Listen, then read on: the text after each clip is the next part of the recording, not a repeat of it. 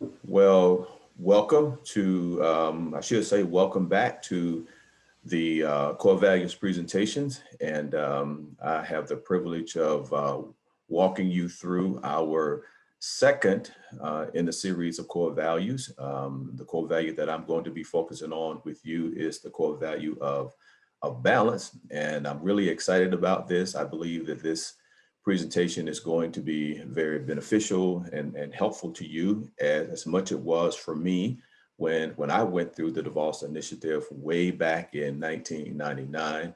And I'll share more about my testimony a little later as we walk through this presentation. But let's get ready to just dive right into the presentation. And I want to begin by sharing my screen. And so as you see, again, we are going to be talking about balance. So you have already viewed the presentation on accountability with our dear sister Sandra Valentine, and I just want to say just a quick word about the importance of accountability as it relates to all of the core values. The core value of accountability is foundational. It is I should say it is the foundation upon which all the core values are built. And so I pray that you really paid attention to the principles that were expounded upon by Sandra as she talked to you about the importance of accountability, because again, it serves as the very foundation upon which all of the core values rest. And so we're going to really just be building upon what Sandra began when she laid the foundation on the core value of accountability. Now, to get started with this presentation on balance, I need for you to take your workbook, turn to page 19, and as you are doing that, I want to begin our time together by taking a look at a passage of scripture that will kind of anchor us as we talk about this core value of balance. And the passage that I want us to spend a few minutes unpacking and looking at is found in Mark's Gospel, chapter 6, and it's just two verses, verses 30 through 31. And the verse reads, the apostles gathered around Jesus and reported to him all that they had done and taught. Then, because so many people were coming and going, they didn't even have a chance to eat.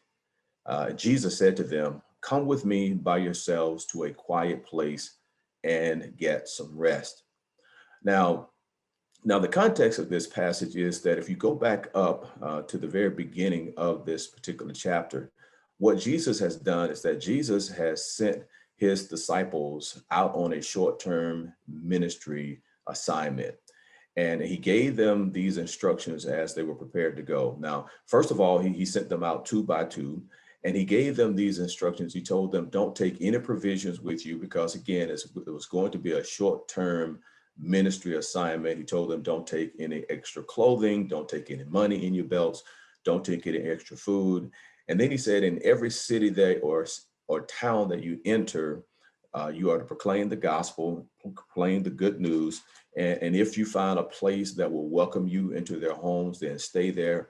But then he said, if you find a place that does not do that, then he says you are to shake the dust off of your feet as a testimony against them.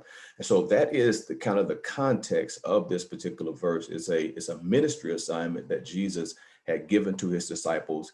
But when we get down to verses 30 and 31, what we see happening is that the apostles have returned from their short-term ministry assignment, and they are giving Jesus a report of their ministry efforts. And as we see from the text, they gathered around and they reported to Jesus all that they had done that had to do with the deeds, the things that they had done. But not only that, they also talked about the things that they had actually taught the people. But I want you to notice in verse 31, then because so many people were coming and going, they didn't even have an opportunity to eat. And I want you to really pay attention to that because many of us have found ourselves in places like this where we've been so engrossed in ministry, so engrossed in the things that and in many cases, these are good things, but we find ourselves just going, that sometimes we neglect an important aspect of our life, like eating. Sometimes we may skip a meal, and there may be other things that we may skip as a result of this because we have found ourselves to be so engrossed in what we're doing. But I want you to notice how Jesus responds to this particular situation. He tells the apostles, "Come with me by yourselves to a quiet place and get some rest." And I don't want you to miss that. I want you to really pay attention to what Jesus says. So he tells them, I want you to come with me. Come with me by yourselves. In other words, leave everything else behind. And if I were to put this in a modern context, I believe Jesus would be telling us, put away and leave your cell phones, leave your tablets, leave your Twitter, leave your Facebook, leave your Instagram, leave all of those things that are vying for your attention. I want you to come with me by yourself, you and me alone. And I want you to notice where he's beckoning to. Where's he calling them to? He says, I want you to come with me to a quiet place, a place where there's not a lot of distractions, a place where you can reconnect with your entire being. There's an African proverb that says, I'm trying to allow my spirit to catch up with my body. And so I believe this is what Jesus is really communicating to them. I want you to have an opportunity for your spirit to catch up with your body because you've engaged in this flurry of ministry activities. And Jesus says, I need for you to come to a quiet place. And then I want you to see the rest of the verse. He says, so you can get some rest. That's the objective end, so that you can get some rest. Now, there are a couple of points from this passage that I just like to highlight for you to take away from this particular passage. Number one, Jesus taught his followers the importance of caring for the whole person. And when we talk about caring for the whole person, that's exactly what we mean. We mean caring for yourself on every dimension, spiritually, physically, intellectually, emotionally, and socially. And he took time to do that for himself. Jesus often took time to get away. Jesus wasn't always involved in ministry activities. As you read through the Gospels, you'll find that Jesus periodically would get away by himself so he could be alone and reconnect with the Father. And so it's very important for us to be able to do that as well. And so in this text, I believe that this is what Jesus was communicating to his disciples, his apostles that he had chosen, but also believe that by extension, he's communicating this important principle to you and I who are doing ministry today. The second key point that I want to highlight that I believe that we can gain from this text is that balance stresses the importance of living in a way that pays attention to a balanced set of priorities, reflecting a commitment to wholeness versus busyness. Now I'm going to unpack that a little further as we get further into the presentation, but I really want to just really pause just for a second to have highlighted these key points or these key principles from this particular passage from the book of Mark. Now having laid this biblical and scriptural foundation for balance, what I want to do right now is to really share with you what we mean in DVULI or DVULI when we talk about balance. I want to give you what our working definition of balance is, so we'll be basically on the same sheet of music. Now, I alluded to this earlier, but as we think about balance, the way we're defining the balance is it's about caring for yourself as a whole person. It's caring about yourself spiritually. It is caring about yourself physically, intellectually, emotionally, as well as socially. And so as we think about balance is, again, is a holistic approach. Ultimately, it is about soul care. It is about self-care. It is about taking care of you in your totality. And it's being aware and being sensitive to the fact that you're not just one dimensional, that you have all these different dimensions that you have to attend to in order to live a balanced life. So will be our working definition as we proceed through this presentation on balance. Again, balance is about caring for yourself as a whole person, spiritually, physically, emotionally, intellectually, as well as socially. So now, if that's what balance is, let's talk about the problem that we often find ourselves in that keeps us from living a balanced life. Now, the problem as we see it is this thing that we call boiling dry. And I really like this imagery. I really like this image as you see this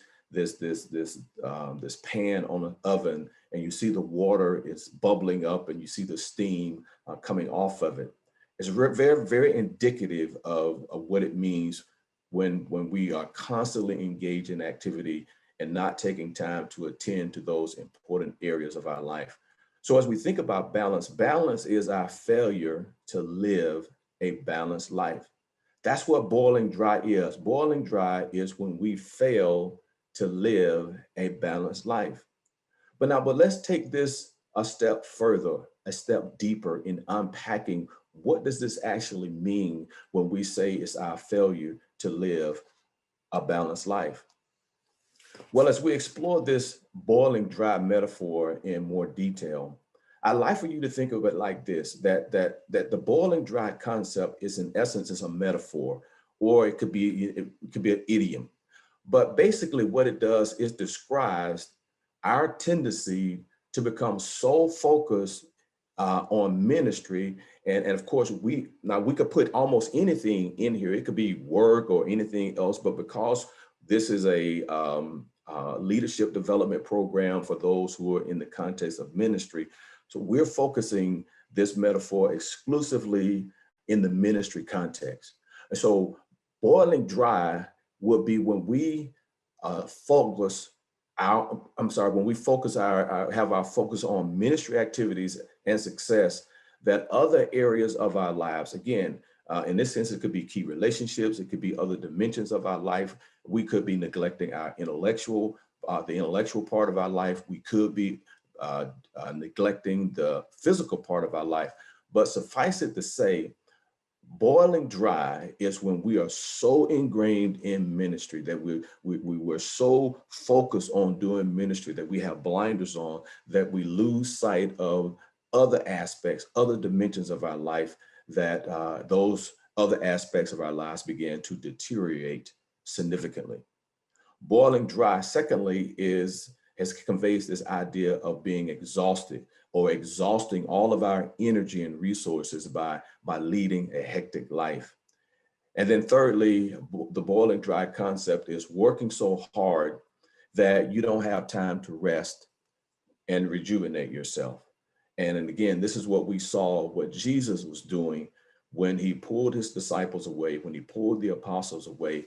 He was really trying to avoid, I believe Jesus was really communicating that he wanted them to avoid this idea of boiling dry.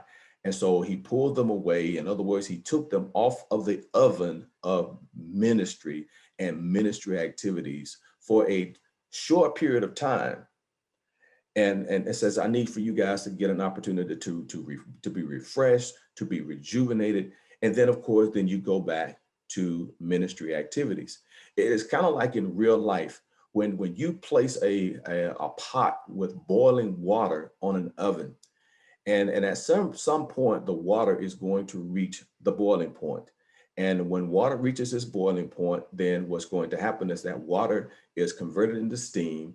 And as you well know from basic chemistry, the water will begin to evaporate into via the steam. Now, the problem comes is that if you continue to leave the boiler on the stove and maintain the heat, it will continue to dry, it will continue to boil, it will convert into steam, and eventually all of the water is going to be converted, released into steam, evaporate, but then you're going to end up with a problem. If you don't do something very important, if you do not replenish the evaporated water, or if you don't take the heat away, you're going to end up with a problem. If you don't take it off the heat, or if you don't replenish the water, eventually it will completely boil dry. And if you don't take the container off of the stove or the oven, then eventually you're going to have combustion, and the container in which the water was in is going to eventually engulf into flames. That's what Jesus wants to avoid.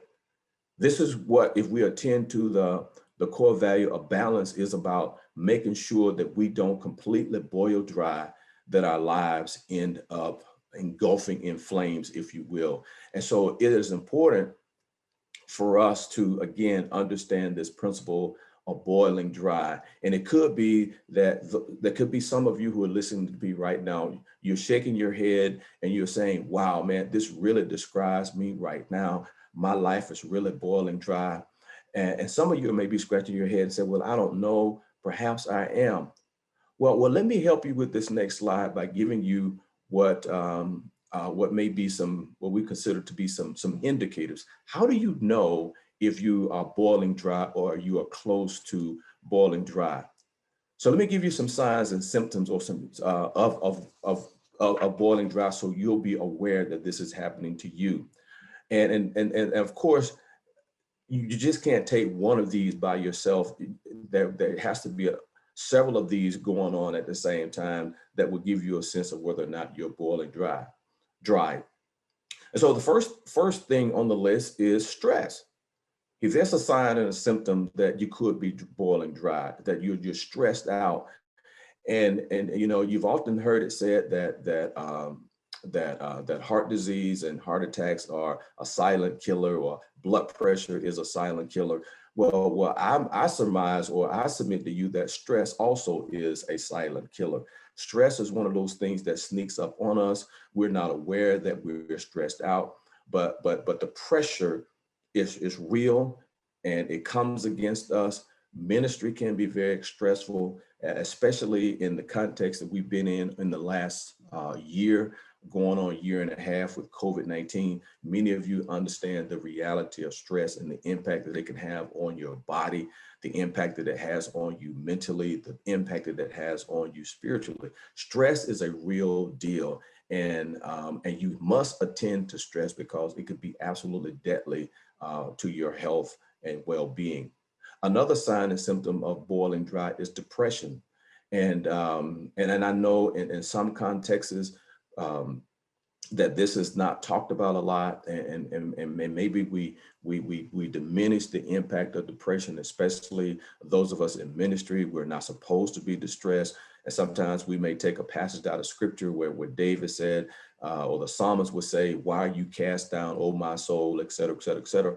And so we may minimize depression, but again, like stress, depression is real. There are chemical imbalances that occur in the body that can relate to and cause depression. Now to be sure, there could be situations where you may have spiritual activity can contribute to depression, but there are a lot of contributing factors that result in us being depressed. But it could be, again, a sign and a symptom that you are boiling dry. Insufficient sleep and rest, when you're unable to sleep, when you find yourself having insomnia, where you have trouble sleeping at night and not being able to fall asleep. I know people who struggle in this area, but I don't know if you realize that sleep is a gift from God. Sleep is essential for your overall well-being. Now you could be just like I was. Uh, at some point, I should say a couple of years ago, 2, 3, 4 years ago, I didn't have the same respect for sleep as I do right now. I was the kind of guy who really downplayed the importance of sleep, and really, quote unquote, prided myself on being able to sleep on 4 or 5 hours of sleep, and would kind of chide people kind of silently and internally. I wouldn't do it verbally, but I just kind of would snicker at people who say they needed 7, 8, 9 hours of sleep. And I was like, man, what's wrong with you guys? Man, you need to really get with the program. But I soon realized, after almost coming to the brink of boiling dry myself on more than one occasion, that that getting sufficient sleep is essential to your overall well-being. So it could be that if you're having trouble sleeping, or you're not getting sufficient sleep, then it could be a sign that you are on the verge of boiling dry. Spiritual dryness. You're having trouble praying. You're having trouble focusing on the word of God. You don't want to pray. You don't want to read the Bible. You just really don't have that same zest and zeal for the word of God that you used to have. You kind of look at your Bible, you may flip through it, but there's really nothing there. You don't seem to have that connection with the divine as you once had. Spiritual dryness is another potential sign and symptom of boiling dry. You may have a loss of motivation for ministry. You just don't have that same passion as you once had. You don't feel like doing it anymore. You just are going through the motion. Not that you feel like you've lost your calling, but it's just not, you just can't seem to get motivated in the mornings. You just are kind of going through the motions of ministry. Again, that could be a sign of boiling dry. Feeling isolation, just kind of feeling out of sync, out of sort. You feeling like you're alone. You feel like no one understands you. You feel like you're in this thing all by yourself. You kind of feel disconnected with people. And in some cases, you don't even want to talk to people. You really don't want to engage being around people. And especially when, we're in ministry and we're in a people-oriented business, but you don't feel like being involved with people. And so you're having these feelings of isolation. Another important and critical sign is being susceptible to temptation. And you're finding yourself being pulled away. And I don't know what that temptation may be before. I know for many of us, and if we're being honest, because of the isolation, especially during COVID-19, this could really ramp up issues around isolation, but also could set us up for being susceptible for all kinds of temptations. And I'm not just talking about sexual temptations. There are other temptations out there, and each of us struggle or have our own issues with temptations. But what I would encourage you to do is to be honest with yourself and be mindful of the things that you know are an issue for you.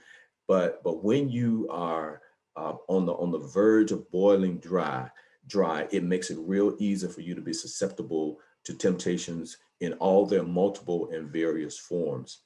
And then finally, another sign, a symptom that you might be boiling dry is that you have disengaged and you have a lack of love for those you serve.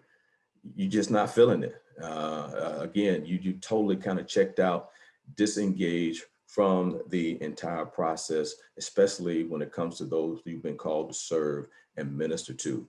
So now these are some signs and symptoms. Now this is just a representative list. It's not an exhaustive list of those things. And so these are just some of the signs and symptoms that serve as pointers or indicators to you that you could potentially be on the verge of boiling dry. And now if you've, just to kind of as an aside, if you think about this whole idea of boiling dry to really help you, most of us are familiar with the metaphor or the idiom of burning the candle at both ends. This also kind of helps to capture this idea about boiling dry. Dry is when we are burning the candle at both ends. It certainly results in stress, depression, insufficient sleep, etc.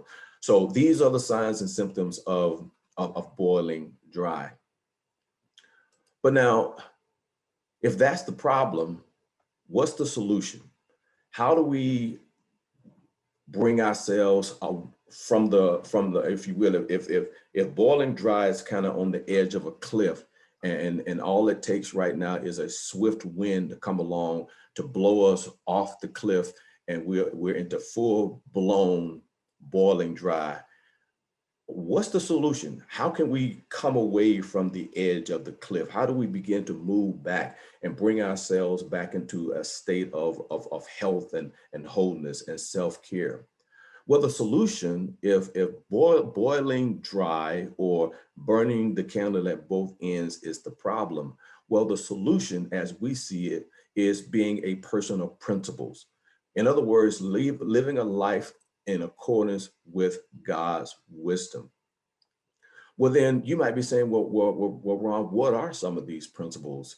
Well, I'd like to offer you just a few principles that I believe are essential if you're going to live a life of balance, if you're going to live a life where you attend and care for yourself as a whole person.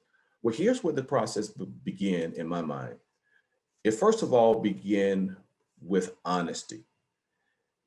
It begins with honesty, and you kind of have to be like this little boy. I really love this imagery. I was watching the news several months ago, and this came across, as you can see from the strip at the bottom of the screen, that this was a story that has to do with kids who are struggling being on screen a lot and trying to do this virtual learning thing. And the thing that I like about this is just the absolute candor and honesty of this young man. This is not scripted. This was real. Here he is. One of his parents or someone captured this imagery. But I just want you to know just the honesty that he's displaying. And he's basically saying, I can't take this anymore. I'm done. I'm spent. I can't handle this anymore. I'm done. And I'm sure many of us found ourselves saying that you couldn't do another Zoom. You can't do another computer screen. Can't sit in front of it.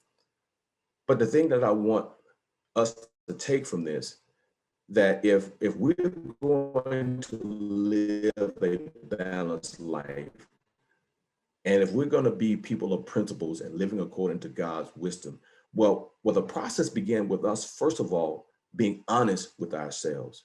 And as my cousin used to always say, we have to tell ourselves the truth.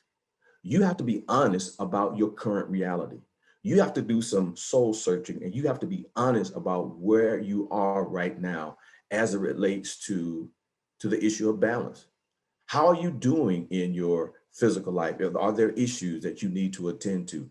Are there relationships that are kind of out of sorts that you are denying the reality that they're there? Are you denying the reality that you're not getting exercise like you used to, that you're not getting enough sleep, that you're not caring for yourself as a whole person? You have to be honest with yourself. And so if you're going to practice balance, you have to first of all be honest with the man and the woman in the mirror. It begins with honest introspection, being circumspect, as the Bible would say. You have to be honest. Again, you have to assess your current reality. You got to find out exactly where you are, and you got to be willing to face reality head on. So it begins with you being honest with yourself. This is what I had to do. I had to do this back in 1999 when I went through the Divorce Initiative, and I sat through the national conference just like you are. And I was a total wreck when it came to the issue of balance. My life was so out of balance that it was incredible. I was involved in multiple things at the time. I was the principal of an urban Christian school. I was also, and in that capacity, and in addition to the administrative capacities that I had, I also taught English and Bible to high school students. I also helped out with the basketball team during basketball season. I was in seminary. I was also taking graduate level courses when I wasn't in seminary. I was an ordained minister, and so I had preaching and teaching responsibilities at my church, and I had a young family. And I really wasn't listening to my wife when she would try to bring a level of accountability to my life about where I was. And I kind of disregarded her warnings. And but God used my little girl at that time to really awaken me to where I was. And I had to face the reality that I was a total wreck. And I had to make some hard decisions about where I was headed. I had to make some honest decisions about, hey, if you're going to keep going this way, there's a good chance not only are you going to do detrimental, are you going to do have lasting effects on you physically, but it's also going to affect the important relationships in your life, that being your wife and your child. And so I had to face that head on, and had to make those necessary changes in order for me to bring my life into some sense of balance. And so I understand where you are. I understand what you're feeling. I understand what you're going through because I was once there. Balance saved my life literally. And so it begins with honest introspection. You have to tell yourself the truth. Well, the second thing I think is that we can I would like to share with you is that if you're going to practice balance, if you're going to live a life of balance, not only will it be required of you to be honest and to engage in honest introspection, you're going to have to engage in what I call cross living. I call this cross living. And this is just a different way of saying living a life based on priorities. And if you think back to the work that you did in First Things First and Stephen Covey, and if you think about the quadrants that you read about, and I'm going to allude to that also in the next slide coming up. But cross living is about priorities. It's about having your priorities in order. And as you can see from this image on the screen, we have the image of the cross. You have the vertical as well as the horizontal. And as I envision it, and as I see it, that if you're going to practice balance, first and foremost, you have to be spiritually aligned first. Your relationship, your vertical relationship with God is the most important relationship that you and I have. And so in terms of priority, you need to have your relationship with God first and foremost. God makes this explicitly clear in scripture that we're to have nothing before him. He's to be first. And it's kind of like, if you think about the imagery again from Covey, it's about the big rocks. Well, God is one of those big rocks that we have to place in first. And once we place our big rock relationship with God in first, then it makes room for everything else. But we first of all have to be vertically aligned in our relationship with God. And I want you to notice that once we have the vertical relationship intact, and we're praying, we're reading scripture, we are practicing spiritual disciplines, we're doing the things that help us to grow and that helps us to flourish in our spiritual life. Again, that comes from that vertical relationship. But I also want you to notice that the cross is also horizontal. And that has to do with our relationship with other people.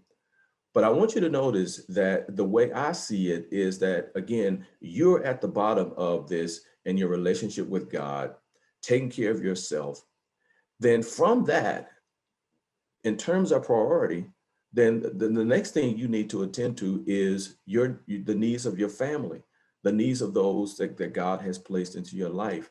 If you are married, if you have children, that's your priority.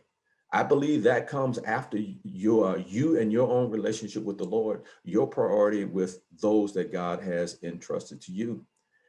Husbands, if God has blessed you with a wife, it's your responsibility to love your wife. It's not God's relation. It's not God's. In the context of marriage, it's your responsibility to love them. If you have children, it's your responsibility to raise them in the fear and the admonition of the Lord. That's the business that God has entrusted to you. But let's say you're single. Well, you have relationships in your life. You have your parents, perhaps. You have your siblings. You may have nieces and nephews. You're not to neglect them. I believe they have priority after you and God. And then finally, then it has to do with those that you minister to, those that God has called you to minister to provide the love of Jesus with. So as you think about cross living, if you think about this is all again about maintaining proper priority, understanding that you and attending to your needs are important. It is not a sin for you to attend to your needs and to make sure that you are healthy. It's often been said you can only help people to the degree that you are healthy. If you are not healthy, if you are not whole, it is pretty difficult and challenging for you to minister that wholeness to other, because I believe that we minister out of the overflow of who we are and what we are. So again, cross living is about, again, priorities. Now, to take this one step further, I think another critical aspect of this um, is, in addition to this priority, it has to do with being reminded about Stephen Covey's time matrix. And I believe that if you're going to practice balance consistently, you have to consistently implement Covey's time management matrix, and understanding that you got to be able to understand the difference between the urgent and the important, the not urgent and the important, et cetera. And if I would encourage you to go back and read what Stephen Covey said. Go back and relook at your time log, and look at the things that you said that are important to you. I believe that using this tool is absolutely essential for you to practice balance, for you being able to understand the difference between where you spend your time and how you spend your time, and where you need to place the emphasis. So consistently applying Covey's time management matrix, I believe, is a practical tool for you being able to practice balance. Now let's kind of turn a corner and look at some key points for you to remember as we begin to bring this presentation to a close. So now we've looked at the definition of balance. We've looked at the problem regarding balance, and again, that problem is boiling dry. We have looked at the solution to balance. We began looking at some of the solutions, and we looked at a couple of principles, I believe key principles that can help you on the continuum of managing and maintaining balance in your life. But there are some other key points that you need to bear in mind as you implement and practice balance. First, you need to understand and be reminded that achieving balance is a lifelong process. In other words, it's a journey. It's not a destination. It's not a such thing.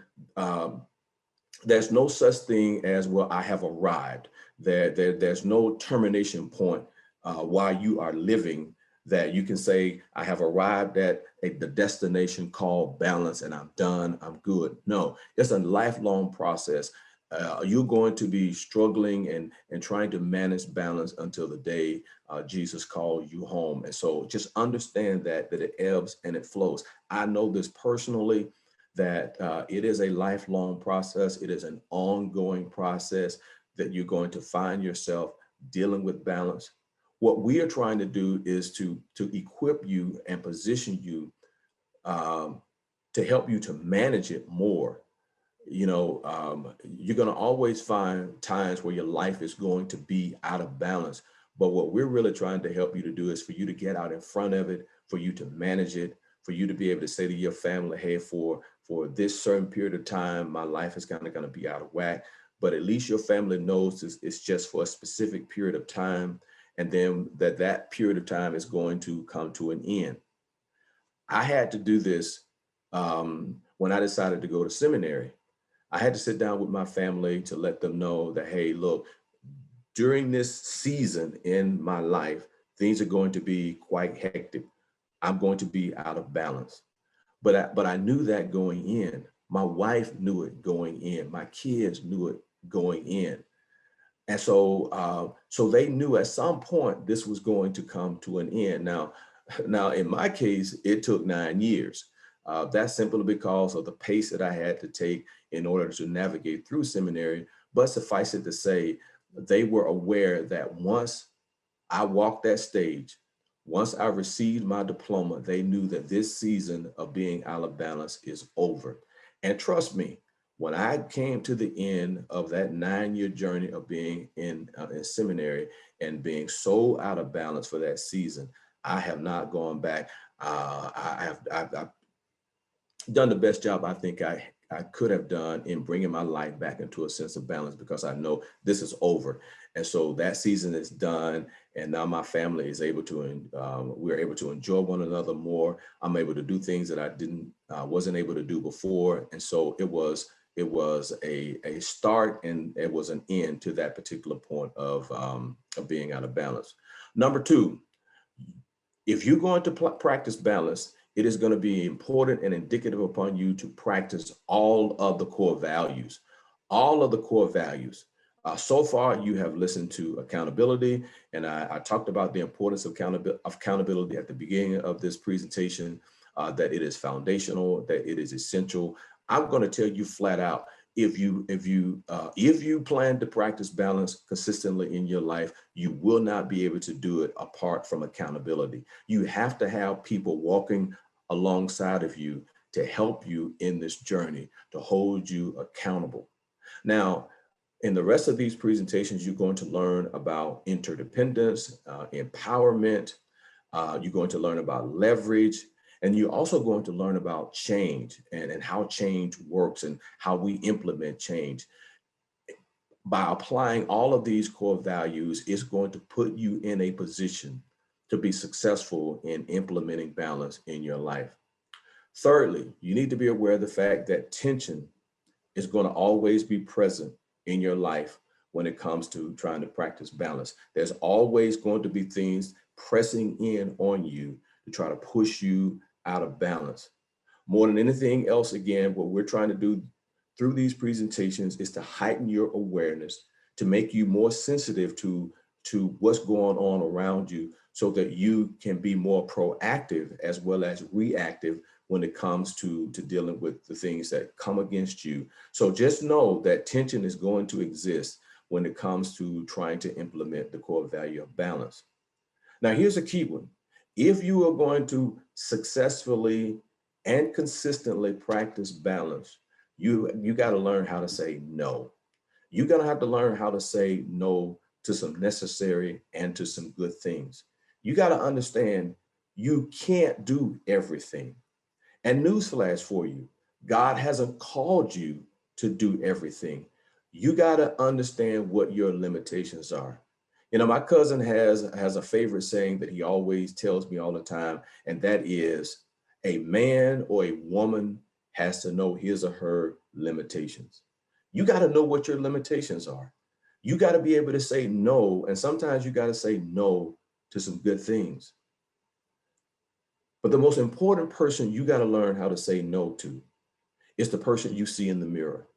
You got to be able to tell yourself no to some things.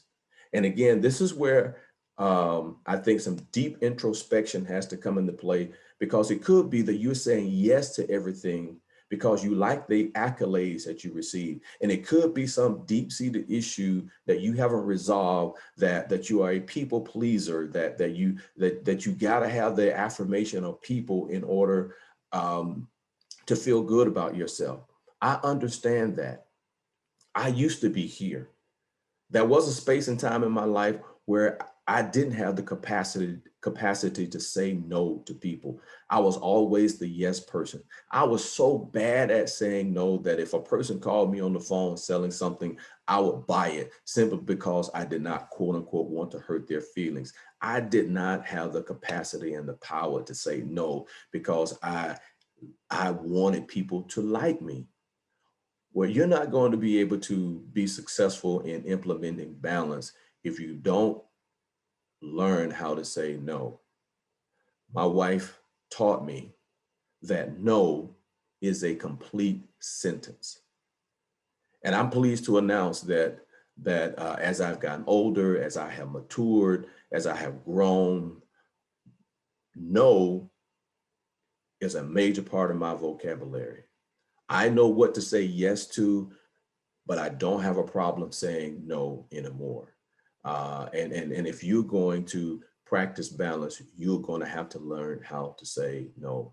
And then finally, you're going to have to establish some healthy boundaries between your personal and your ministry life.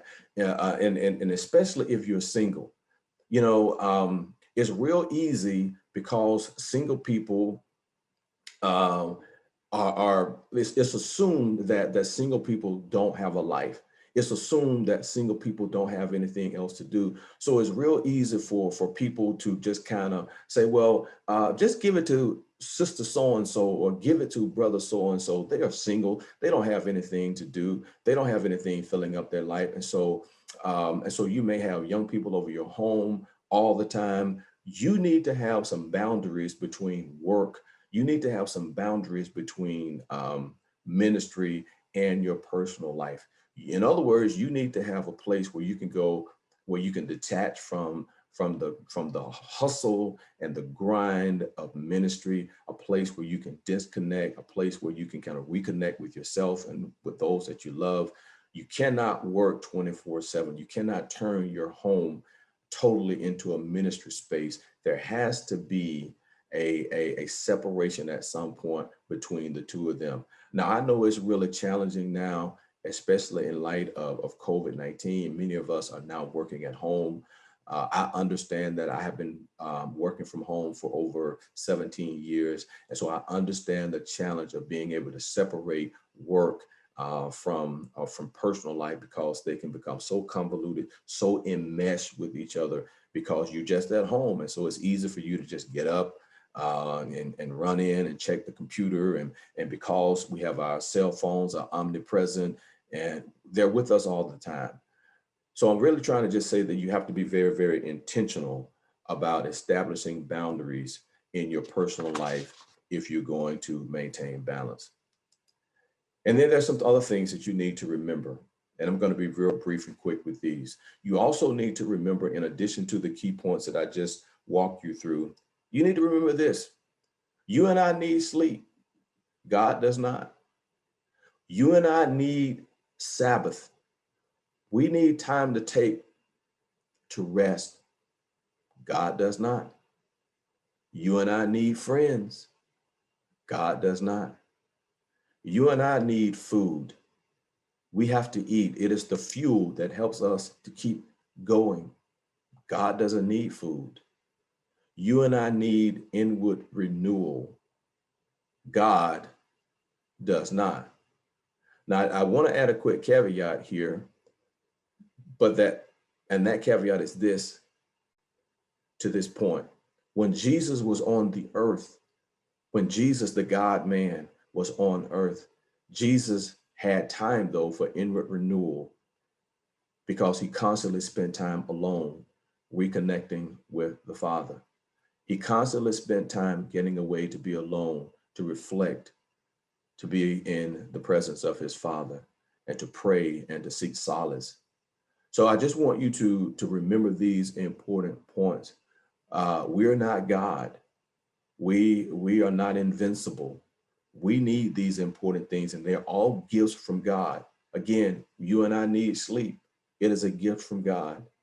You and I need time for Sabbath, where we just cease. And the word Sabbath simply means to cease and desist. There has to be periodic times in our lives where we have to cease and desist from the grind of work and to just rest, to unplug.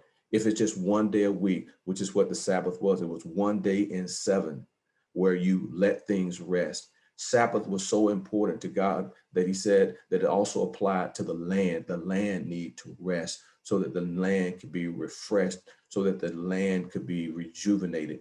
And if God said that about the soil that's outside, how much more does that apply to you and I? We need friends. We need relationships. God designed for us to live in community. God never intended for you and I to live in isolation. We are made for community. We need food. God just tells us not to overindulge in food. So these are some things that you need to remember as you think about practicing this core value called balance. Now, here's where we'd like to end our presentation. And I want to provide you with 3 indicator questions that can help you as you process it and think about, how am I doing? Am I really implementing the core value of balance? Well, here are 3 questions for you to ponder, for you to reflect on, to really help you as you engage in implementing balance. Here's some things that you need to bear in mind and constantly be asking yourself. Number 1, and I'm just going to read these. Number 1, do I focus on the important things based on my personal mission and values, and or do I clutter my day with activity and busyness? Now, if you think back to local workshop 1, we talked about personal mission and we talked about values and really helping you crystallize what those are. And so the point of this indicator question is, are you really focused on the important things based on what you identified as your personal mission and your values? Or do you just clutter your day with a whole lot of activity and business? In other words, when you have a clearly defined personal mission statement, when you clearly understand what your values are, these serve as kind of your true north. This serves as a way to guide you. It's kind of your guardrails to help you, to keep you on track, to keep you from veering off to the right or to the left. These are the things that you say yes to, and these are the things that you say no to. When you understand what your personal mission and values are, again, it positions you to stay on course. Secondly, do I see the connections between all aspects of my life, or do I compartmentalize? In other words, do you look at life through the lens? Do you look at life through holistic lenses? Do you really see the connection between your physical, your emotional, the spiritual, that they all connect? That what affects you spiritually impacts you emotionally, it impacts you spiritually, and vice versa.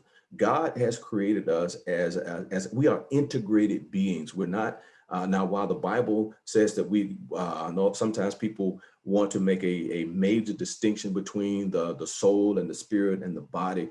Well, essentially, we are an integrated being. We are a composite beings where we are spirit, soul, and body. And it's really difficult to kind of separate all of that out. What affects one essentially affects the other. And so it's important for you and I to understand that we can't just neglect our bodies and not think that it's not going to have a negative effect on our emotions as well as spiritually. So that's what that is talking about. And then finally, do I deliberately choose to organize my activities in a way that balances my life? This has to do with the question of priorities. Are you putting in your big rocks? Do you deliberately organize your life where you put your big rocks in first? And you have to identify what your big rocks are. This is what the pre-assignment was all about. The reading in Covey is about identifying what your big rocks are. Only you can do that. You sit down with you and your family and identify what your big rocks are. Put those big rocks in, and then you'll be amazed at how you can get everything else in. So, so these are your three indicator questions surrounding balance. And so I pray that this presentation you find this presentation helpful. I pray that you are able to begin to implement this core value, because I want you to be free. I want you to be liberated. And because I understand the other side of what it means to bring your life into balance, because I know what it was like to live a life unbalanced. Again, God bless you, and I pray that this presentation has been helpful to you. God bless.